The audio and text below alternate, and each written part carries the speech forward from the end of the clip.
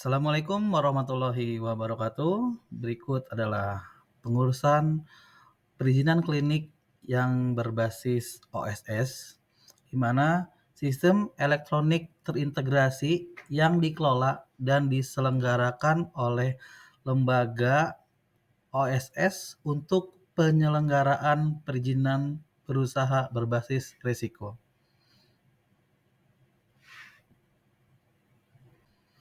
Selanjutnya, pada menu ketika klinik tersebut akan melakukan penguploadan, sebelumnya harus melakukan registrasi pada akun OSS tersebut dengan nomor KBLI 86105.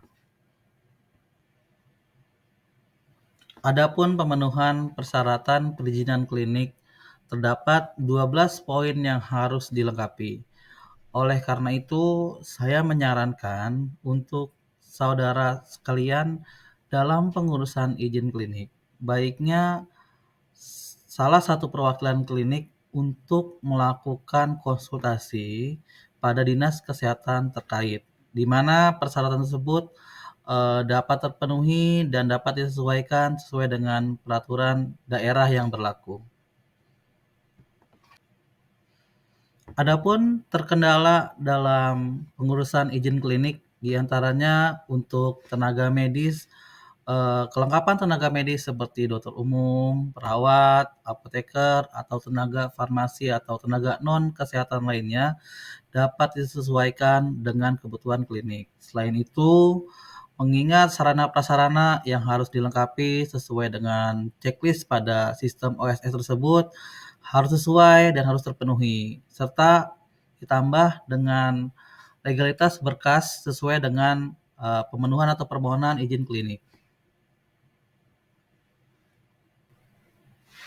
Untuk selanjutnya, dalam pengurusan proses izin klinik, saya membuat timeline seperti yang tertera pada gambar tersebut. Dari pertama adalah dinas kesehatan. Dinas kesehatan tersebut kita berkonsultasi untuk pemenuhan izin klinik agar sesuai dengan standarisasi dari dinas terkait. Untuk selanjutnya, persyaratan untuk pemenuhan berkas yang dari mana tadi kita konsultasikan kepada dinas kesehatan. Untuk selanjutnya kita aplikasikan dan kita lengkapi sesuai dengan persyaratan dari dinas kesehatan yang tentunya mengacu pada 12 persyaratan yang ada di OSS. Biasanya setelah pelengkapan tersebut, berkas yang akan kita upload, kita checklist dulu biasanya. Setelah di-checklist sesuai dengan dinas kesehatan, setelah itu sudah yakin, baru kita upload di menu OSS tersebut dengan nomor KBLI, ingat nomor 86105. Biasanya setelah di-upload tersebut ada jadwal visitasi yang di mana jadwal visitasi tersebut akan diinformasikan kepada dokter penanggung jawab klinik. Sebagaimana yang tertera pada berkas permohonan yang ada di klinik.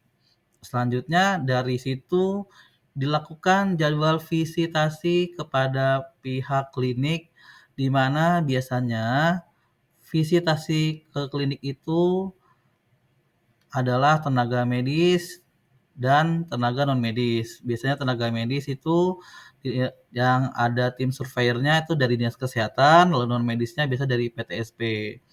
Nanti akan dicek seluruh kelengkapan berkas, sarana prasarana, lalu sarana pendukung, serta legalitas bangunannya sendiri.